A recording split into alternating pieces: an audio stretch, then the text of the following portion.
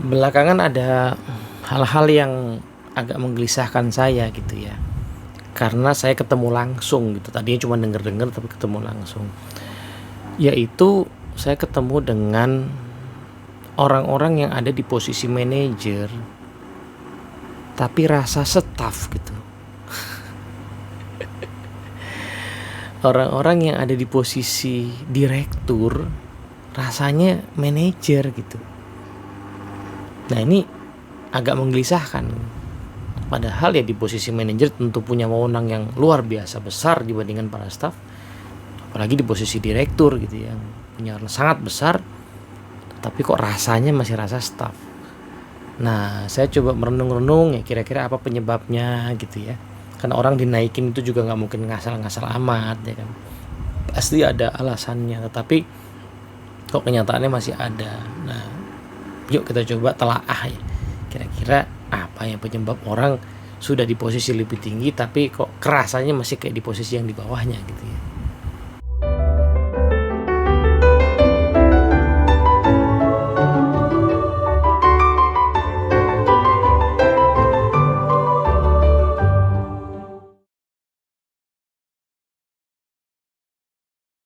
Oke, assalamualaikum warahmatullahi wabarakatuh. Halo teman-teman semua, kita mau bahas tentang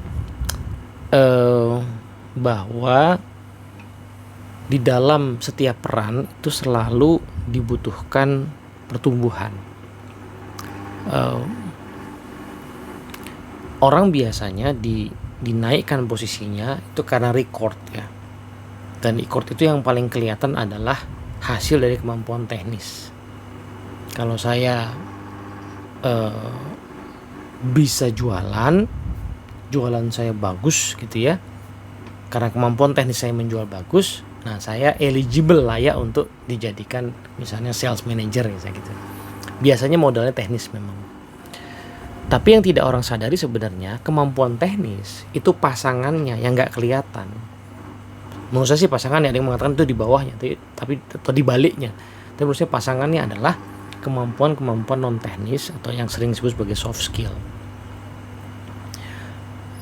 Teknik selling itu metodologinya clear ya, step by stepnya clear. Tapi kalau misalnya dijalankan oleh orang yang nggak punya minat sama manusia ya, dijalankan oleh orang yang nggak punya minat untuk kenalan gitu ya, dijalankan oleh orang yang nggak punya ketangguhan, ketekunan, itu nggak akan jalan ilmu sales itu. Jadi kadang-kadang organisasi nggak sadar dia merekrut orang yang sudah punya kemampuan non teknis tadi sebagai seorang sales. Dia ngerasa dia cuma ajarin aja kemampuan teknisnya, kemudian orang ini berhasil gitu. Padahal ya selalu ada tuh kemampuan non teknisnya, soft skillnya selalu ada. Nah, ketika orang diangkat menjadi posisi sales manager misalnya, ya secara teknis ya sales manager itu mungkin pasti akan ikut turun, tetap turun ya, namanya sales manager rata-rata masih ikut turun, ikut jualan gitu. Sehingga kemampuan teknis jualannya ini seolah-olah cukup memadai gitu.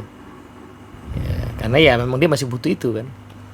Nah, yang kadang-kadang tidak orang sadari adalah dia di posisi sales manager harusnya butuh ilmu manajerial atau kepemimpinan. Yang secara teknis juga, teknis memimpin tuh kayak apa. Plus dia kan tadinya sukses karena punya kemampuan non teknis tuh, tekun, gigih gitu ya, pantang menyerah, punya minat sama orang. Plus dia harus punya kemampuan non teknis sebagai seorang leader. Apa tuh? Kemampuan untuk meminati, melihat potensi tim, kemampuan untuk peduli, caring, kemampuan untuk melihat tim itu lebih jauh potensinya, kemampuan untuk menerawang lebih jauh daripada sekedar target tahun ini tapi mungkin visi 2-3 tahun ke depan. Itu hal-hal non teknis atau soft kompetensi leadership yang dibutuhkan juga. Problemnya orang kadang-kadang nggak langsung menyadari bahwa dia butuh itu. Karena apa? Karena dia ngerasa si kemampuan teknis jualan tadi cukup untuk mengeksekusi. Ini jualannya hanya contoh ya, ini bisa terjadi di bidang apapun gitu ya. Nah, nggak terlalu kerasa kalau mungkin cuma satu level di atas staff ya, manajer, supervisor kerasa. Tapi begitu gap kompetensi ini terjadi terus sampai posisi yang makin tinggi, disitulah bahayanya. Karena kesenjangannya makin gede, padahal kemampuan itu jauh lebih sering nggak bisa dikuasain otodidak. Butuh mentor, butuh dibimbing, butuh latihan terstruktur. Minimal butuh atasan yang menjadi teladan kita, lalu dia ngajarin kita. Problemnya kan nggak semua orang seberuntung itu punya atasan yang ngajarin sisi-sisi tadi gitu. Kebanyakan orang punya atasannya yang hanya mengurusi aspek teknis atau bahkan hanya mau lihat hasil. Disinilah sebenarnya tadi yang saya sebutkan, ada manajer rasanya staff gitu. Kenapa? Karena kelakuannya masih kayak staff gitu.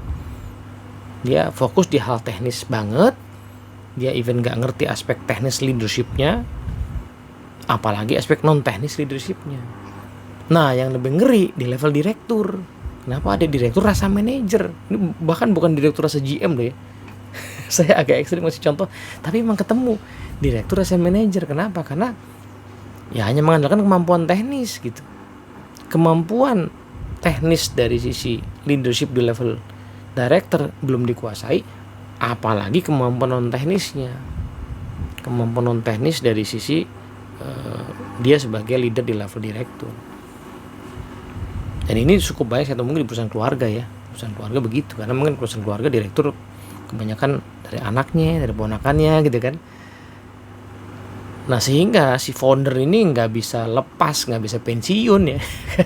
Kan biasanya founder tuh alamiah punya ya kan. Founder tuh orang-orang yang ya mungkin jalan hidupnya atau Tuhan memberikan anugerah berupa kemampuan yang lebih lengkap ya. Tapi begitu dia mau nurunin ke anaknya, ke mantunya, ke saudaranya, nah disitulah muncul problem karena tidak banyak orang yang selengkap dia gitu.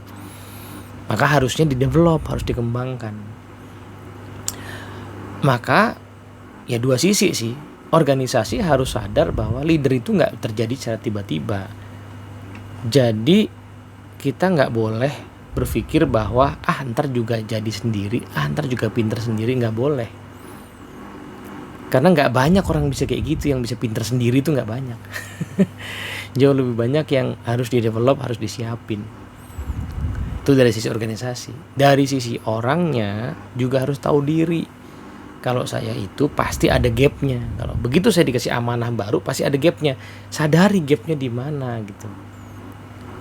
Nah, masalahnya kan saya pas diangkat itu ngerasa hebat ya. Ngerasa kemarin sukses makanya gue diangkat gitu. Padahal ya di tempat yang baru ini pasti ada kemampuan baru yang saya kuasain. Terutama yang non teknis, soft skill. Saya pasti harus growing sebagai person gitu. Nggak usah yang dari staff ke manager. Sudah pernah di level direktur aja, naik jadi presdir, direktur utama, itu dalam pengamatan saya butuh growing yang luar biasa, butuh menumbuhkan diri yang luar biasa. Makanya di negara maju ya itu sekarang profesi yang namanya executive coach itu luar biasa ya penggunaannya di lapangan. Banyak eksekutif yang meng-hire executive coach, personal coach, karena unsur leadership tadi. Karena nggak ada orang yang bisa ngingetin dia, yang ngasih tahu blind spotnya dia, kecuali orang-orang yang profesional di bidang executive coaching. Orang-orang inilah yang kemudian bisa hadir di meeting-meeting, kemudian mengamati, mengobservasi, dan melakukan coaching, memberikan masukan. Sehingga muncul kesadaran, oh ini tuh area-area yang saya kembangkan dan mendampingi proses pengembangan itu. Karena proses ini nggak cukup pakai training ya. Apalagi udah level direktur, mau training apa lagi sih? Secara teori leadership gitu-gitu aja. Beneran teman-teman, serius dah. Baca aja buku leadership. Secara teori ya, gitu-gitu aja. Tapi secara praktek itu nggak mudah. Karena butuh bongkarin diri dan merangkai diri lagi. Dan ini biasanya pasti butuh bantuan mentor atau coach.